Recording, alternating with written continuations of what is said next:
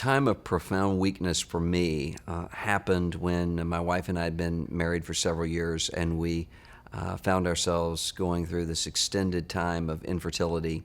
Several times my wife had become pregnant but would miscarry very, very quickly on.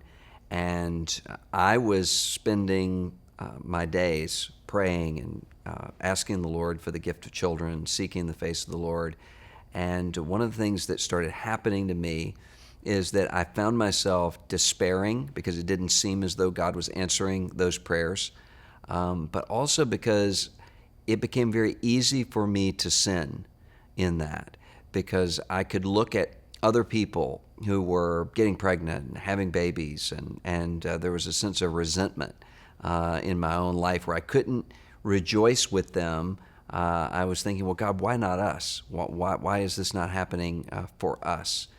And so I was in a really dangerous place in my life because it seemed as though I was praying for this deep desire of my heart, and God just didn't seem to be answering. And I was too theologically sophisticated, you might say. I would say cunning, to actually express that I was angry with God or bitter toward God. But I think I was definitely growing in that point.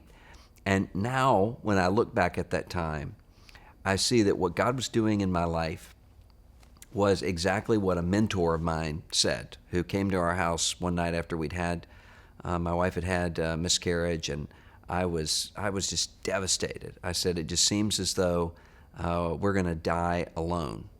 And I said, I can't think of anything worse than that in my life. And my mentor kind of gently rebuked me and said, I don't know what God is doing in your life, and I don't know why God is allowing you to walk through this particular trial, but I know that God's primary purpose for you is Romans 8:29, to conform you into the image of Christ, that he might be the firstborn among many brothers.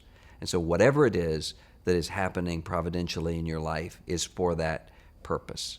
And it was the kind of rebuke I needed at the moment. Later, I discovered, as God's providence just worked itself out in our lives, we found ourselves in an adoption process where we, even though we didn't know anybody who had adopted, we didn't know anybody in that situation, we ended up on the other side of the planet in a Russian orphanage adopting two little 1-year-old boys. We never would have pursued that if we had not been through that time of weakness and that time of infertility, which means that if we hadn't been through that, we not only wouldn't have our two oldest sons, we also wouldn't have been taught the things that God taught us through that process about what it means to be adopted into the family of God, of what it means to care about vulnerable people who are on the peripheries of our vision. All those things God taught us during that time. And also because when I look at my 5 sons now that God has given to us, I would have been a really terrible parent if children had come along the way I expected. If I had just gotten married and then a few years later children had been born, I think I would have seen them as just an expected part of my life, and I probably would have just seen them as kind of an extension of myself. And I think God knew that I had to be humbled, and that I had to, what God said to the Israelites in Deuteronomy, he made you to hunger so that you would know that man does not live by bread alone, but by every word that proceeds from the mouth of God. I think God did that in our time of weakness and searching for him in terms of children. And several years later, I was looking, it was my oldest son's birthday, and I went and found an old daily calendar journal that I kept at the time, and I thought, I wonder what I was doing the day that he was born.